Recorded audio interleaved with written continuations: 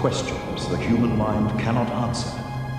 Out of reach, past all we can see, hear, and touch, beyond all we understand, lies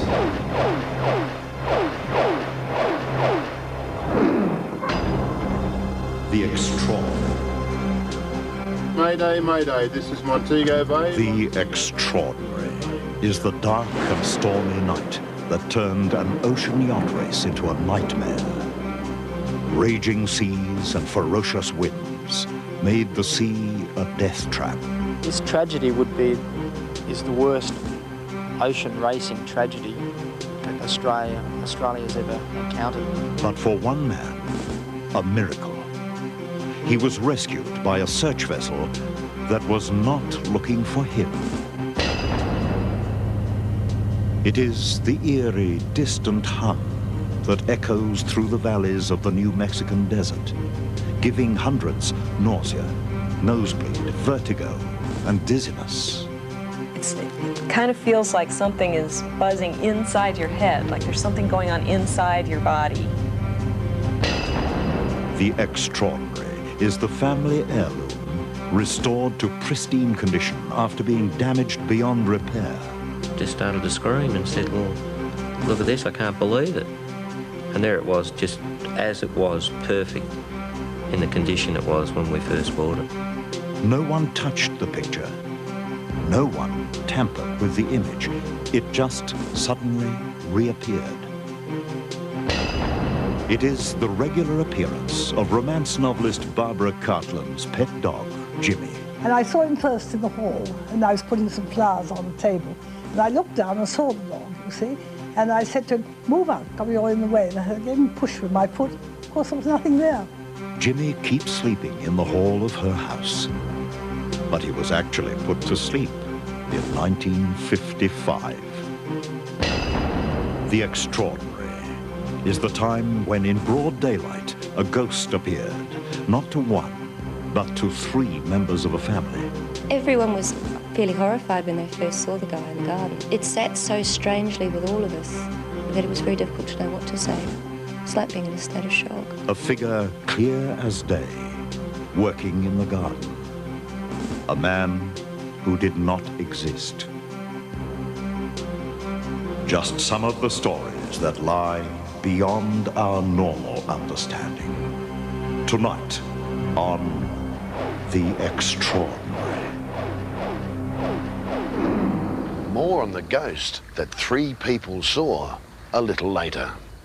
Good evening, I'm Warwick Moss. The sea can be a deadly foe. Whipped by strong winds and breaking waves, the ocean is one thing man has never tamed. Old sailors will tell you, if you want to live in harmony with the sea, you must respect it. That lesson was learnt at human cost in 1983, when an ocean yacht race turned into a titanic struggle of life and death. This tragedy is the worst ocean racing tragedy that Australia has ever encountered. It was a tragedy that would cost 4 lives. One that still has old sea salts shaking their heads in wonder. But mixed with the tragedy is a story of endurance, heroism, and a rescue that defied all the odds. It was a story that began with an ocean yacht race off the east coast of Australia, just outside Sydney Harbour. The date, April the 15th, 1983. The time, around 8:30 p.m. And the conditions, treacherous. I was only young, I was 19 at the time. In hindsight, I shouldn't have probably been out there in those conditions. And I believe probably that some other crews or skippers of the night would agree with me. Matt Hayes is one of Australia's most experienced yachtsmen, a sailor who's been in love with the sea since he was 4 years old. But thinking back to that night in April 1983, he's convinced it was his worst race ever. Matt was a crewman on board Montego Bay, one of 15 yachts in the race. He remembers vividly the moment of crisis, the moment Montego Bay's skipper, Chris Hatfield, sounded the alarm with these words. Quick, get on the radio, send out a mayday message and fire off some flares. So Richard Connolly went downstairs into the cabin with water up more or less up to his waist. He got on the radio and he was saying, mayday, mayday, anyone out there who can hear us, we're sinking off Sydney Heads. Mayday, mayday. But Richard Connolly's mayday and flare were too late. Montego Bay was taking water. The yacht was just moments away from disaster. Within 40 seconds of firing that flare, there was the boat sort of sinking beneath us. I remember my father saying to me, if you're ever on a boat and it starts sinking, don't actually jump off until you know it's going to sink beneath you and go to the bottom. So as the boat's sinking from its stern, I'm sort of walking up the bow of the thing, basically standing right on the bow as it sinks beneath me, but I jump clear out of the way so I wouldn't get caught in any of the rigging and get pulled down with the boat. So there we were, 5 of us just floating in the water. Minutes later, in that pitch black night, Matt Hazen, the skipper, was separated from their shipmates. They could just make out the lights from shore, but there were kilometres of ocean between them and safety. Nevertheless, they struck out for land. While we were in the water, we could actually see the police launch a couple of miles south of us, but we knew they were looking for us because they had this big spotlight, but they were nowhere near us, so they were never a possibility to rescue us. Matt knew search was underway, but as the minutes, the hours ticked by, the possibility of rescue seemed dimmer and dimmer. Within 3 hours of being in the water, I saw the silhouette of a yacht sail past us, between us and the shore. At this stage, we'd actually swam probably about about a kilometre towards the shore, so we'd converged on the coast somewhat. And I started yelling out, help, help. And Chris Hatfield at that stage said, you know, you must be on your last legs, you must be hallucinating or seeing things. And he said, you're not seeing anything, you're just dreaming, just shut up. So near and yet so very, very far. It seems that the wind, the sea, and ironically, sounds from the shore, confused the crew on board that would-be rescuer, Solitaire. One of the crew members on board, they thought that the sound was coming from the shore. Now on the shore, in one of the houses on the top of the hill, there was a big party going on. So here we are swimming in the water, and we could actually hear this party, we could hear the music, we could hear people screaming and carrying on and dancing, and here we are sort of swimming for our lives to the coast. By some miracle, though, Solitaire changed course. After hours in the freezing sea, Matt Hayes and Chris Hatfield were saved.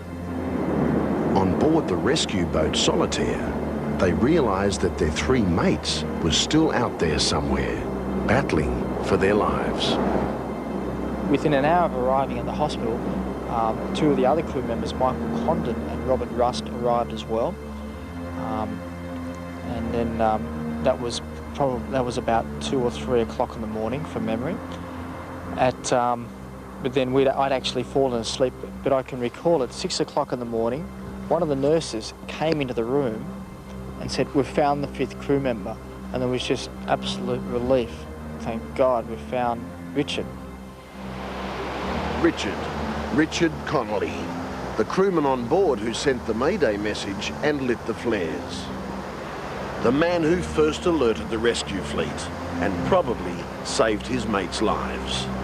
Now it was early morning, and it seemed he too was okay. But was he? Let's go back a couple of hours to when the search was at its height. The water police were out in force, and Daryl Carl was on one of their launches. I could hear this man calling from the water, calling out help, but I couldn't tell where he was coming from because the wind and the waves, it sounded like it was over there, and then it sounded like it was over there, and we just went around in circles looking for him. You were close enough to hear him talk to you, but you couldn't see him and you couldn't save him, and you sort of felt a bit empty when you got back that, you know, that you've sort of let him down or something, but it was just the circumstances of the weather. At that stage, everyone was convinced the man they could hear was Richard Connolly, the hero of the Montego Bay disaster. Help, though, was to come purely by chance, in the form of a fishing boat on its way back to port. The crew hauled in the exhausted sailor, the sailor who seemed to be Richard Connolly. Jerry Perkins was coordinating the search that night, and today he's still amazed by what happened next. The police launch, naturally enough, went to rendezvous with the fishing vessel, and when they spoke to the particular person who had been rescued, naturally the first question they said to him was, are you off the Montego Bay? And he said, oh no, I'm off the Waikiki-Mukau. And they said, what is the Waikiki-Mukau? The Waikiki-Mukau was in fact another yacht in that ill-fated race. Another yacht that went down. Unlike the Montego Bay, however, there were no flares, no maydays from the Waikiki-Mukau. No one knew it was in distress, let alone sinking. The man rescued from the sea 8 hours after the race began was definitely not Richard Connolly from Montego Bay. He was Neville Walters from Waikiki-Mukau. Stunned, the water police asked him this question. How many of you were on board Waikiki-Mukau? They said, oh, 4 of us. So that meant then, of course, that we then had 3 persons missing off the Waikiki-Mukau and still the 1 person missing off Montego Bay. All the rescuers were looking for the 5th member of our yacht, the Montego Bay. So no one knew that the Waikiki-Mukau had sank because they didn't get a distress message out. They didn't send off any flares at all. They just happened to find Neville floating around there in the ocean. He's the luckiest man I know. He spent 12 hours in the water that night, at least 12 hours, and the water, it was freezing cold, and I don't know, I just don't know how he survived it. Not only that. Remember those shouts for help that Darryl Carl heard from the deck of the water police launch? As it turned out, they were coming from Neville Walters. They brought him into the station and he said to me, I know you. Why didn't you look at me? Why didn't you pick me up? And I said, well, I could hear you, but I couldn't see you. He said, I could see you and you'd come up to me and then you'd go away. And I said to him, how come you didn't freeze to death? He said, I was too bloody scared to freeze to death. Neville Walters was one of 5 sailors rescued that terrible night. Another 4 perished. Among them, Richard Connolly from Montego Bay, the man they all thought had survived the ordeal. Richard Connolly, the person who sent off the flare and sent out the mayday, he was the man that lost his life. So he was the hero. For Matt Hayes, it was a night of horror. The night he lost a close friend to the sea he'd loved since childhood. But it was also the night he learned a lot about life and living. You know, the next week I wanted to go out and do parachute jumping, and I wanted to go scuba diving, and I wanted to sort of climb Mount Everest and all these sort of things. I mean, you know, here I am, I've just survived 3 hours in the ocean, and you sort of feel like you can do anything. At the same time, you know, my life's been very fulfilling. I've continued with my sailing, and I love it with a passion, and, you know, all aspects of the sport. And that incident's not going to sort of stop me from doing it.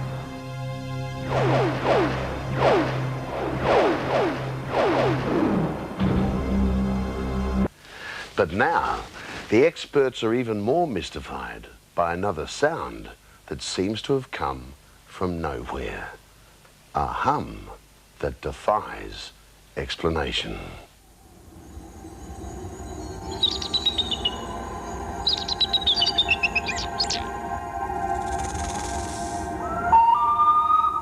In the desert, at twilight, when the air becomes still and the silence so absolute that the ears sense footsteps of an insect on the bark of a pinyon bush.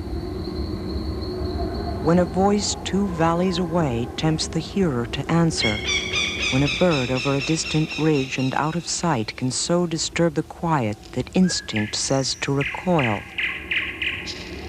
When the world is that silent, that still, that's when you hear the hum.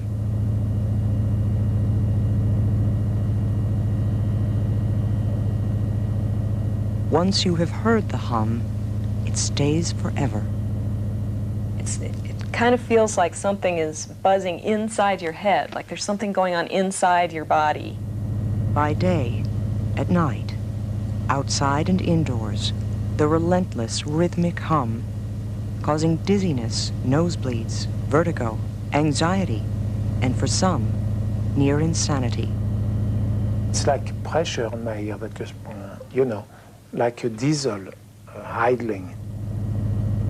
It's called the Taos hum, named after a small town not far from Santa Fe, a place that's inspired artists like Georgia O'Keeffe, and today attracts thousands of painters and sculptors who seek a creative rush from the dry coral earth of the New Mexican desert. Taos used to be a peaceful place where 4,000 inhabitants went about crafts and lives with calm. But today, dozens have moved away and more are threatening to pull stakes unless someone can stop the hum.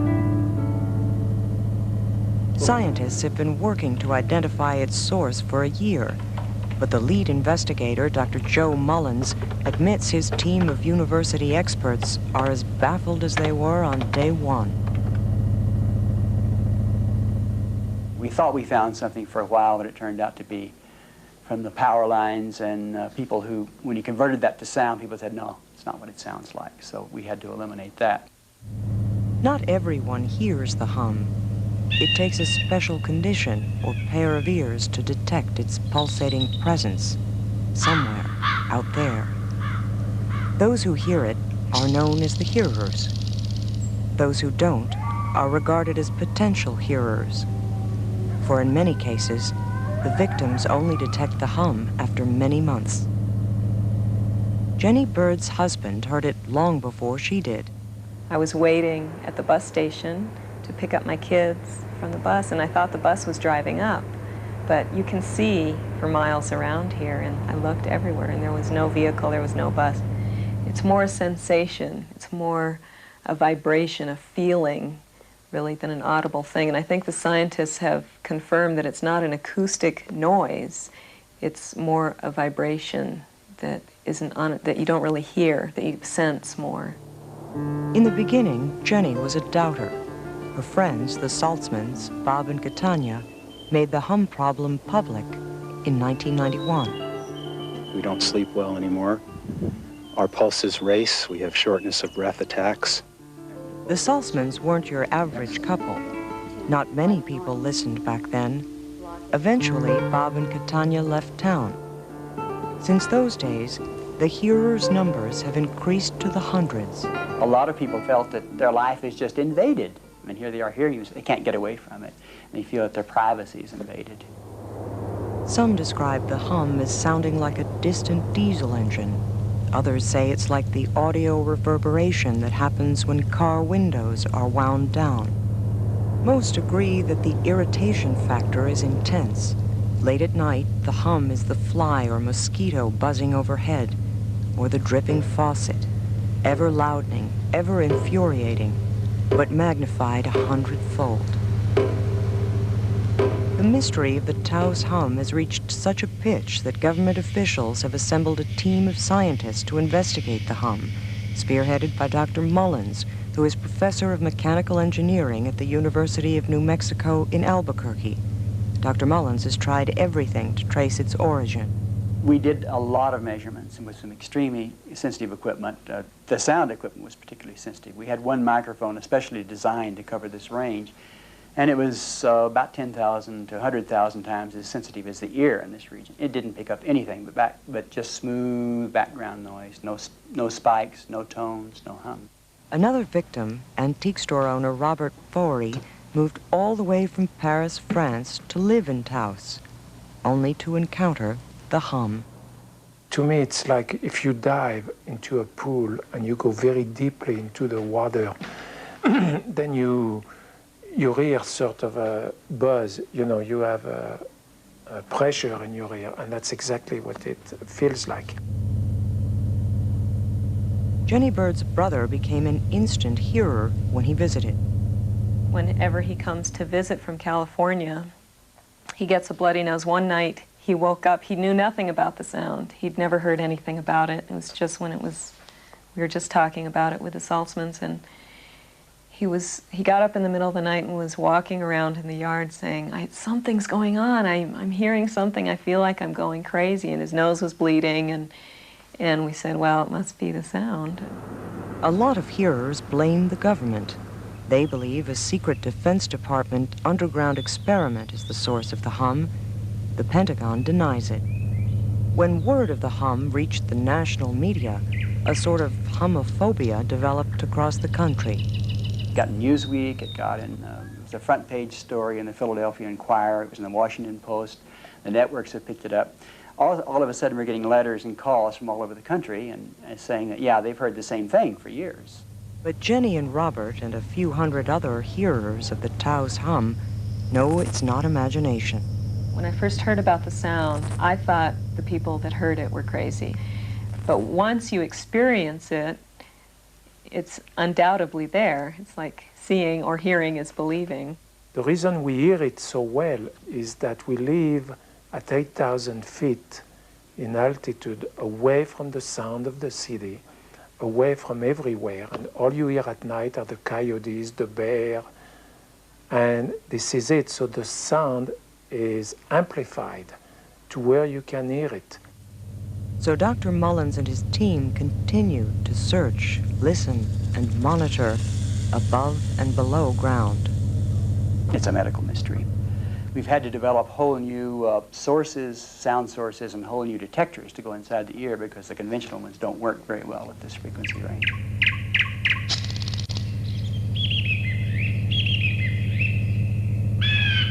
Or maybe it's just the humbug.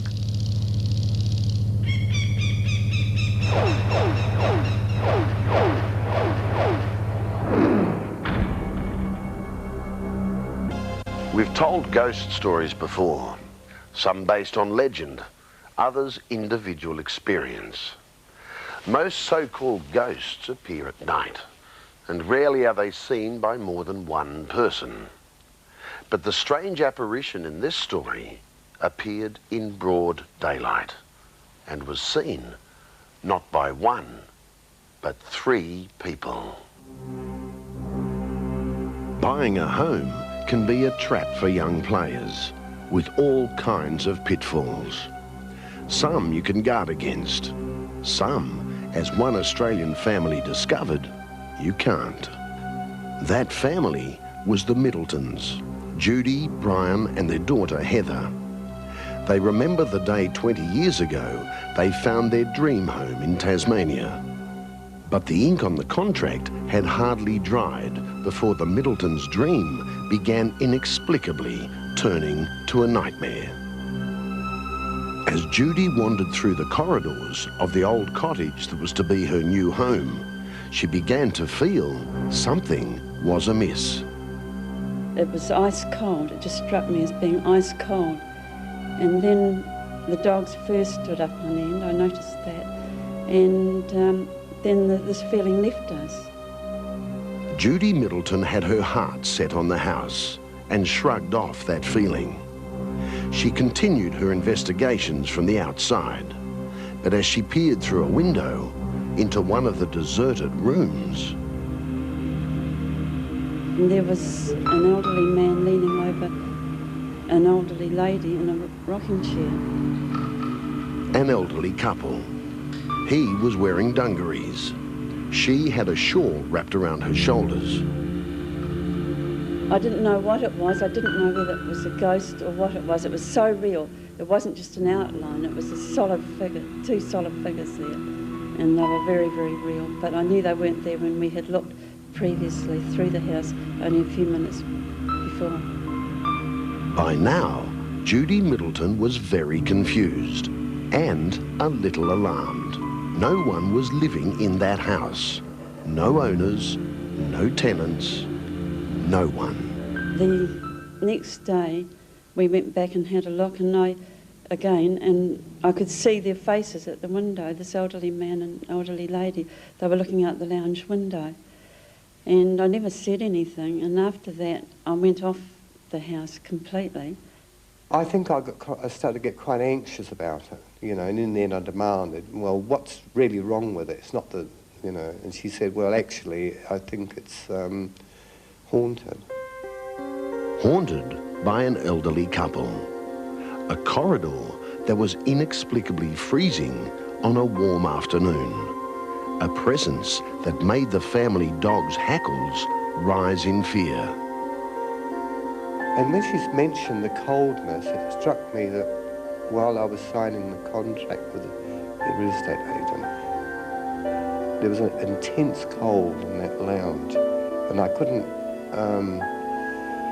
it was so profound, the cold, I couldn't explain it, you know.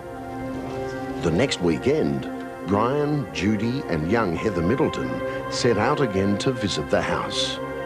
Brian was wavering, but still sceptical. I tried to reassure Judy that she could be mistaken or imagined it, or, you know, maybe it's a trick of light or something. But she was very, very positive that she had seen this. As they approached the house, all three of them saw something unusual. There in the front of the garden was a man, apparently digging potatoes. A man wearing dungarees. A man Judy recognized immediately. She was angry. She was saying, he's the man, he's the man. He's in the garden digging potatoes. He's the man I saw. He was clearly digging. He didn't turn his head. I remember that. He didn't turn his head, although I slowed down. I expected him to, because a lot of people who are working out front generally glance up, you know, they see a car going by. And he was just digging, very intent on what he was doing. Everyone was fairly horrified when they first saw the guy in the garden for different reasons. My own reason was I was sort of horrified that somebody was taking off with our potatoes, because I already assumed the house was ours. Mum was fairly horrified because she recognised the fellow because she'd seen him previously. And Dad was fairly horrified because he likes vegetable gardens and had spent a lot of time working out where he was going to put one. And here was a vegetable garden full of potatoes he hadn't noticed previously. Although Heather was only 7 years old at the time, even she remembered the front garden. Only days before, it was all lawn, with no sign of a vegetable patch. And as we drove further along the road, there was a great discussion as to how to handle this. Dad's not a particularly confrontational person, so Mum and I were nagging him to actually get out of the vehicle and say something to this guy. And Dad was becoming anxious because he doesn't like confrontational situations at all. But when the Middletons reached the house and the garden, there was no one there to confront. Not only that, no potatoes, no vegetable patch, nothing. I don't believe in ghosts or fairies or flying saucers or any of those things. If it had just been a gentleman who'd been in our garden 1 minute with 2 sacks of potatoes and the next minute had gone, there'd be absolutely nothing unusual about that. Let's face it, he could have been taking them illegally and now had shot through. But I still can't explain how you could have got a large dug area piece of ground with potatoes in it and the next minute had it converted back to lawn. I still can't understand that. Not surprisingly, the Middletons decided they could do without these ghostly tenants and the house they thought would be their dream home. Surprisingly though, the real estate agent agreed to tear up the contract and cancel the sale. He also managed to shed some light on the mystery of this apparently haunted cottage. He had been told that maybe that there was a man and a woman in the house and the old lady had been missing, and that the man, they were told, the man had been probably killed her and buried her in the garden. Since that point in time, we probably only discussed it a half a dozen times. Very briefly, when somebody else comes out with a ghost story sort of thing, you say, well, yeah, well, we had a funny incident occur. But it sat so strangely with all of us that it was very difficult to know what to say. It's like being in a state of shock.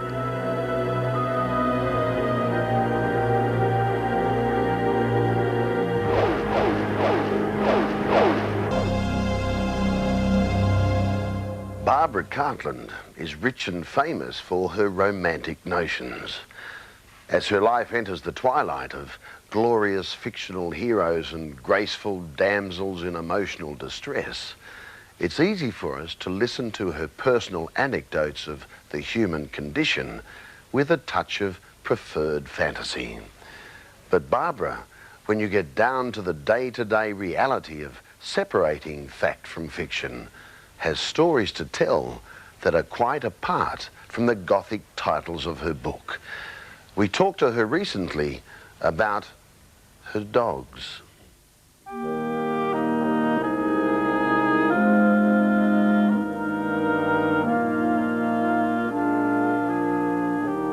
Miss Cartland, always lushly ensconced in her mansion Camfield Place, seems to have almost as many ghost stories as romantic plots. She has just finished her 600th Gothic novel for her international readership that numbers in the hundreds of millions. For decades now, Barbara has reigned as the undisputed queen of romantic fiction. She can dictate a new book in 7 days, and her source of plot lines is infinite. Why should I suddenly have a plot? Like we pray and I get a plot immediately. It is extraordinary.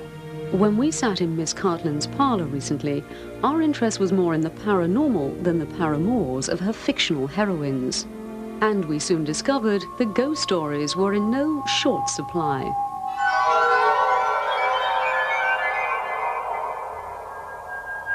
The first one she encountered after moving into Camfield Place was actually a canine ghost, the reoccurring apparition of a dog that had been put to sleep more than 2 decades earlier.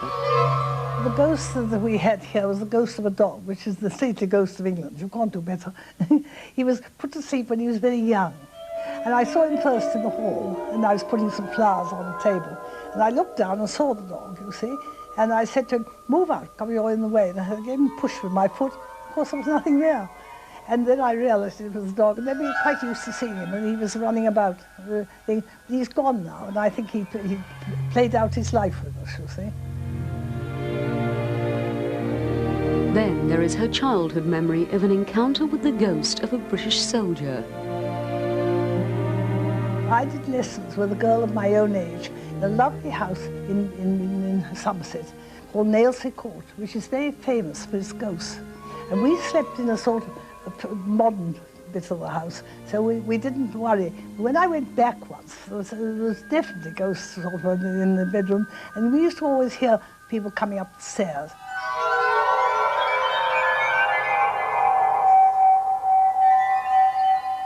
And so when I went back, I stepped in what I didn't realize the time was the ghost room. It was full. We were having a party.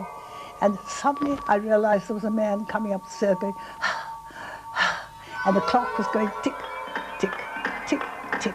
And I realized it was a ghost.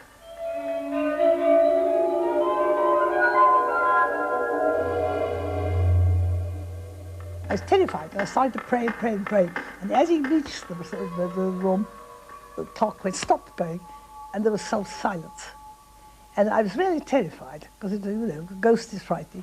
And I found out that he'd come back to the place to die, and he died in that particular room, you see. And when I heard the clock go, that was the heart going. But it is the ghosts of family members that visit Barbara the most.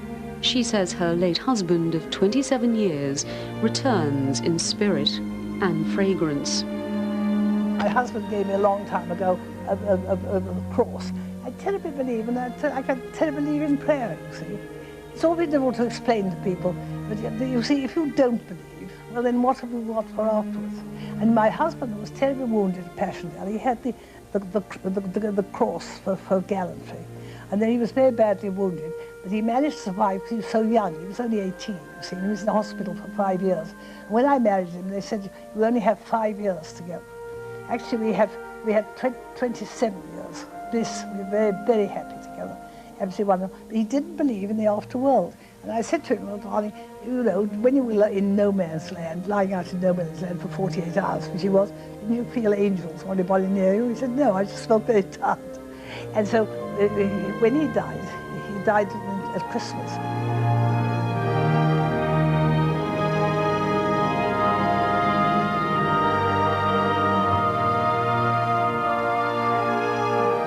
And my son became staying with me because he thought I was lonely. He had to leave very early because he was on the stock exchange. He had to get back to London. I used to get up, put on a dressing gown and go down with him. And my maid said to me, have you smelled the wonderful carnations outside your bedroom? No. And I noticed the extraordinary smell. So I said, well, it must be something, you know, I've got in the bath or something. It wasn't. There wasn't anything there at all. And then I really realized that he was coming back to tell me that he was wrong. There was an afterworld. He was there for 3 months. I could take him up to smell it. And right in the middle of winter, when there was no flood, it was still a strong smell. If I do come back, I hope I come back with the people who loved me and who I love too. So we only can hope that we shall find them again.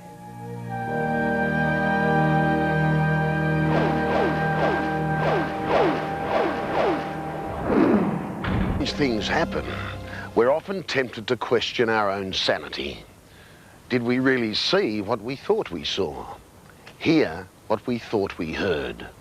Questions we've all asked at some time or another. And even when we've assured ourselves of the answer, doubts often linger. But the woman in this story has no doubt that something miraculous happened in her life.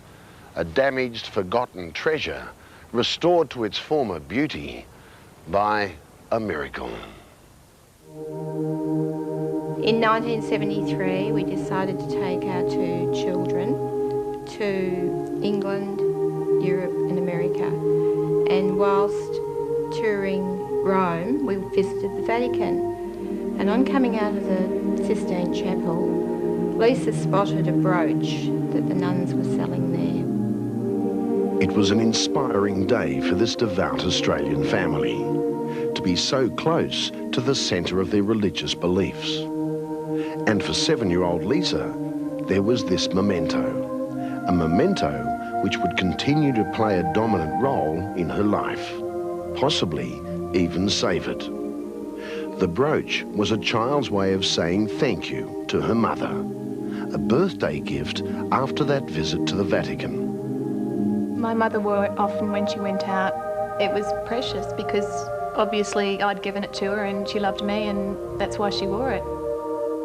For Lisa's mother Helen, the brooch, with its memories of Lisa's love, became a treasure.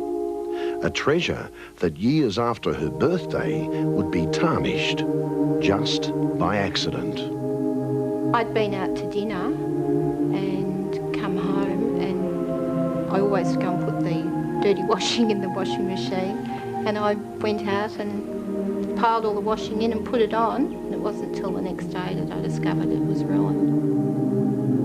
For the whole family, that small domestic incident was devastating. Helen's husband, Brian, recalls what happened. It had gone through the wash, and Helen was in tears over it because it was sentimental to her, and it was just all the features of the face, all the colour and everything had gone out of it. Like it was taken off a tapestry, and it had black hair, and the face was all painted, but it was just white. You could just sort of make an outline out, and that's all it was. Like it was real, like just gone. She showed me that it had actually disappeared. The figure had gone. There was no colour. Helen said, what'll I do? I said, well, look, it's ruined, but I said, put it away, and if we ever go back, we'll take it back with us and just see if they can do something about it.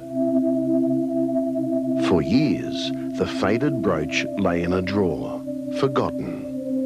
But it was about to make a remarkable reappearance in the lives of Helen, Brian and Lisa. Another, more devastating accident struck when Lisa was 17 years old. She was involved in an horrific car crash, suffered terrible injuries, and was admitted to hospital in a critical condition. The truth was, for some time, it was touch and go whether Lisa would survive. Even today, her mother finds the subject painful to discuss, so much so that she'd asked us if she could remain anonymous. Well, she'd been in hospital for a couple of months, but we thought she was ready to come out, and they gave us the news that all the treatment had failed. So we came home both crying and feeling very devastated, and I went searching for my grandmother's locket with a cross on it, or something to give her when I went into hospital the next morning, and that's when I found the brooch in the bottom of my jewellery box, and when I pulled it out, it was as good as new. A brooch bought in the Vatican as a birthday present by a loving daughter. A brooch years later ruined in a washing machine. A brooch that in a family's time of crisis somehow returned to its original beauty. Not surprisingly, everyone was astounded, especially Helen. Just started to scream and said, well, look at this, I can't believe it. And there it was, just as it was, perfect, in the condition it was when we first bought it. A miracle? Maybe. A mystery? Certainly. And there was yet another mystery, or miracle, to come. From the moment the restored brooch was discovered, Lisa began a slow, yet painful recovery. When I saw the image had returned, I was astounded. Yeah, I couldn't believe it. Very, very eerie. I think it probably came at a time when we both needed a little bit of faith of what was ahead, because Lisa had a few years of operations to go through. Those operations were successful. Lisa recovered totally. We'll never know what part the brooch played in this family's story, but it will always remain their most precious possession.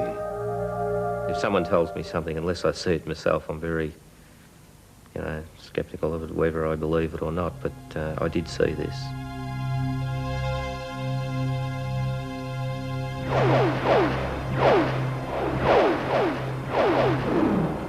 Rode out of the Australian bush in the middle of nowhere. A good-hearted soul to help a family in need. Mum definitely thought it was an angel. She said that it couldn't have been anything else but an angel, because what other explanation was there for it? Everyone saw her, was sure she was real. But when the family tried to track her down to thank her, no one knew who she was. There was no one like her for hundreds of kilometers. A guardian angel, perhaps? An untold story, next time. More on that story next time. And also coming up, the story of one of the most remarkable men you will ever see. The kind of feats he performs almost defy description. A real-life Superman called Professor Bim Dev. For now, good night. See you in the future.